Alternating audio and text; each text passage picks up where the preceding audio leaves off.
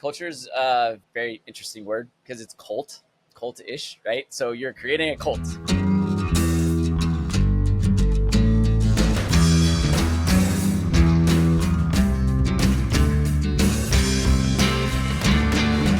We're at $4 million Strategies. This is your host, Carl J. Cox. Today, we are with Kyle Doran, CEO of NetVR.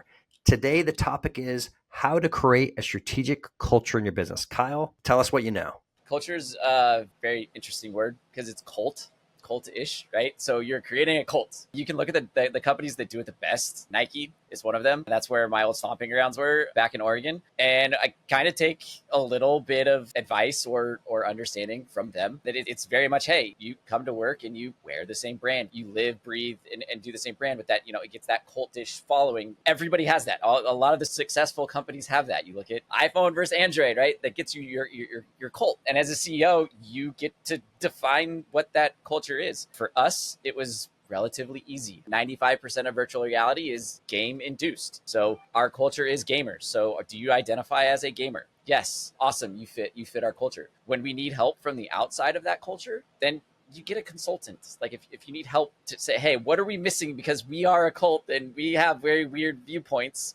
How do we get opinions from the outside? You need to have those opinions. But when you do look at culture inside your business, it's very, very, very important to make sure you do have that kind of not normalcy of what it is, because you need to set yourself apart, and you do that through your culture. So what happens when somebody's not fitting? Okay, you hired a gamer, but you found out they're not.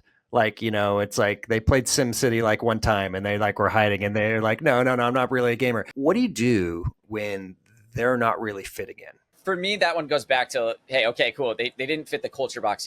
When you have people that fit that initial checkbox, and then now that you spend time with them, and time is very important, maybe they didn't quite fit the box like you thought they did on that initial meeting. You need to work it out. And if it's not working out, I think a lot of people get golden handcuffs and kind of stuff like that. So that's kind of like a normal market trend that's happening these days. You need to understand when you are putting golden handcuffs on somebody, and you need to kind of remove that, because I've been in situations in the past, and not through this company, but through what I've learned in the past, that I fired somebody and I hated having to fire that individual, but they came back and were like, thank you for firing me. I went, got educated, way back then, which was, when you're firing somebody, it could help them. So that kind of gets back down to, hey, in your culture, where are you at in your culture? Is that a thing to step on and say, hey, you don't really fit this culture. Are you really sure you want to be there? Kyle, that was perfect. Thank you so much for sharing your experiences on how to create a great strategic culture. Thank you.